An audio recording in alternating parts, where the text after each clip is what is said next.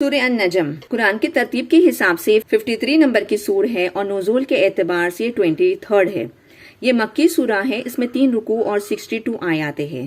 عربی میں نجم ستاروں کو کہتے ہیں، یہ ایک ستارے کا نام ہے۔ اس سور کی پہلی آیات میں اللہ تعالیٰ نے نجم کی قسم ارشاد فرمائی ہے۔ اس صورت میں اللہ تعالیٰ کی وحدانیت اور نبی کریم صلی اللہ علیہ وسلم کی عظمت اور قیامت کے دن مخلوق کو دوبارہ زندہ کیے جانے کے بارے میں بیان کیا گیا ہے۔ اس سورت کی ابتدا میں اللہ تعالیٰ نے قسم ارشاد فرما کر اپنے حبیب صلی اللہ تعالی علیہ وسلم کی عظمت و شان بیان فرمائی ہے۔ واقعہ معراج کا کچھ حصہ بیان کیا گیا ہے اور معراج کو جھٹلانے والے مشرکین کا رد کیا گیا ہے۔ ان بتوں کا ذکر کیا گیا ہے جن کی مشرک پوجا کیا کرتے تھے اور ان کے معبود ہونے کو اور ان کی شفاعت سے متعلق کفار کے نظریے کو رد کیا گیا ہے۔ جو کفار فرشتوں کے نام عورتوں جیسے رکھتے تھے ان کا رد کیا گیا ہے۔ کبیرہ گناہوں سے بچنے والے کی جزا بیان کی گئی ہے اور ریاکاری کی مذمت فرمائی گئی ہے۔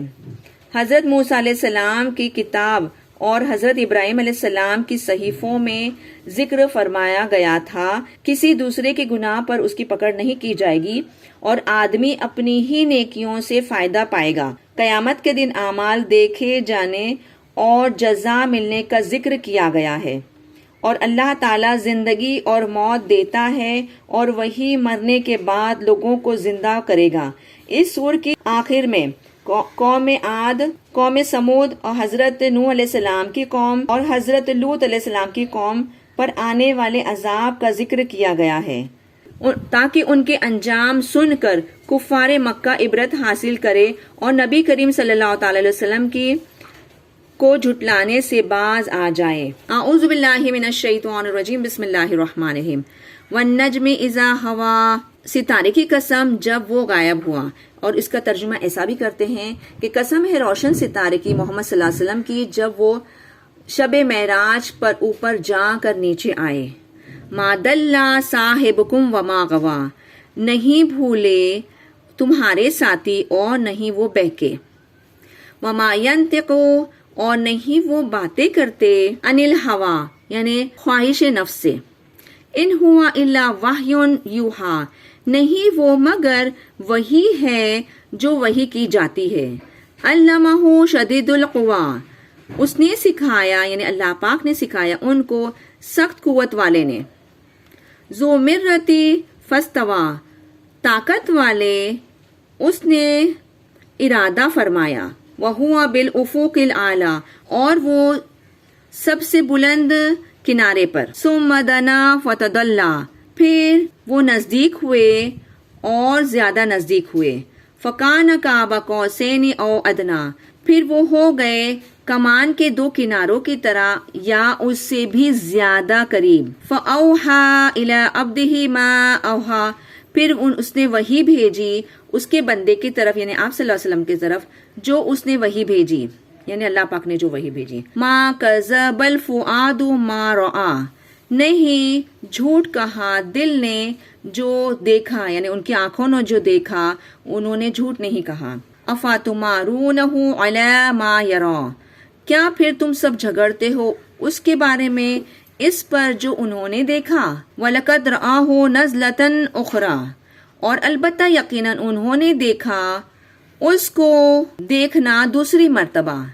عند سدرۃ المنتہا، سدرۃ المنتہا کے پاس۔ عندہا جنت الماوا، اس کے پاس جنت الماوا ہے۔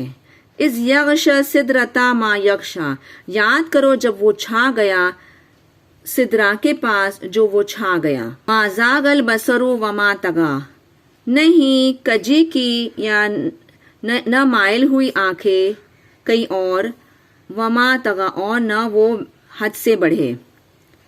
لقد رأى من آیات ربہ الکبریٰ، البتہ یقیناً انہوں نے دیکھا ان کے رب کی بڑی بڑی نشانیوں میں سے۔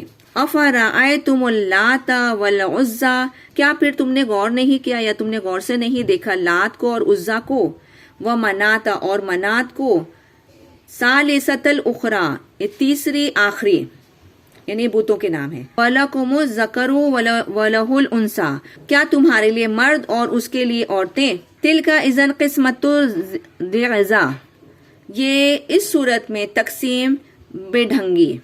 إِنْ هِيَ إِلَّا أَسْمَاءٌ سَمَّيْتُمُوهَا أَنْتُمْ وَآبَاؤُكُمْ, نہیں یہ مگر نام تم سب نے نام رکھ لیے ہیں اس کے, یعنی دیویوں کے, تم اور تمہارے آباء و اجداد نے.